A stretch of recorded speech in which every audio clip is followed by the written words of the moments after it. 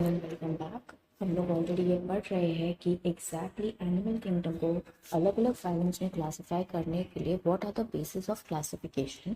और आज हम पढ़ने वाले हैं सबसे ज़्यादा important basis of classification which is coelom. और बहुत सारे स्टूडेंट्स हैं जो कंफ्यूज होते हैं कि सीलोम एग्जैक्टली क्या है। देखो बात को समझो।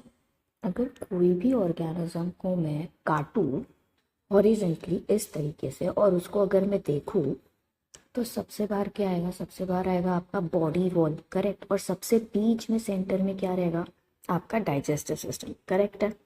तो ये जो आपका डाइजेस्टिव ट्रैक है और जो आपकी ये बॉडी वॉल है उसके बीच में जो स्पेस है वो है एक ओपन कैविटी, कैविटी यानी स्पेस, करेक्ट। तो अगर ये कैविटी फ्लूइड से भरी हुई है, that is fluid filled cavity in between your body wall and your digestive tract is called as coelom। तो ये बहुत ज़रूरी है कि ये जो कैविटी है वो फ्लूइड फिल्ड हो। तो आप बोलोगे ये सीलोम का इम्पोर्टेंस क्या है। तो देखो आपके बॉडी वॉल और डाइजेस्टिव सिस्टम के बीच में बचे हुए ऑर्गन्स प्रेजेंट है, तो ये सारे ऑर्गन सस्पेंड कहाँ हो रहे, they are getting suspended in the coelom. तो जो भी ऑर्गेनिज्म के पास ये सीलोम प्रेजेंट होता है उनके पास एक बहुत ज़्यादा ग्रेट अमाउंट ऑफ फ्लेक्सिबिलिटी भी प्रेजेंट होती है, और ये सीलोम जो है वो एक शॉक एब्जॉर्बर जैसे भी काम करता है। तो आई होप सीलोम का तो कंसेप्ट समझ आ गया। अब ये ज़रूरी नहीं है कि सारे एनिमल सीलोम प्रॉपरली बताएंगे, और ट्रूली अगर आपको सीलोम बताना है so it is very important कि जो सीलोम है वो आउटर और इनर लाइनिंग जो उसकी है वो मीजोडर्म की बनी हो। तो अगर हम ऑर्गेनिजम्स को फर्दर डिवाइड करें on the basis of nature of coelom, तो सबसे पहले आएगा ए सीलोमेट, यानी यहाँ पे कोई कैविटी नहीं है, यहाँ पे कोई फ्लूइड ही नहीं है, समझ आई बात।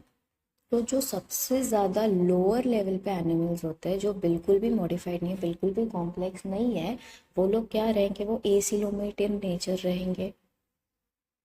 फिर इसके बाद आता है सूडो सीलोमेट, यानी ये एक सूडो यानी कि फॉल्स सीलोम बता रहा है। यानी इसके पास बॉडी कैविटी तो है, इसके पास स्पेस तो प्रेजेंट है, लेकिन प्रॉपर मीजोडर्मल लाइनिंग नहीं है। समझ आ रही है बात। यहाँ पे मीजोडर्म की लाइनिंग नहीं है पर मीजोडर्म रैंडमली स्कैटर्ड है। और फाइनली जो ट्रू सीलोमेट होता है जिसको हम यू सीलोमेट भी कहते हैं, वो क्या बताएगा गाइस, वो प्रॉपर बॉडी कैविटी भी बताएगा और साथ में there is proper mesodermal lining जो दोनों साइड से सीलोमिक कैविटी जो है उसको लाइन करेगी। So with this I hope कि सीलोम एग्जैक्टली क्या होता है, तीन टाइप के organisms on the basis of nature of coelom क्या होता है, सीलोमिक कैविटी क्या होती है, फ्लूइड क्या होता है, is clear for you guys. Let's meet soon in the next session.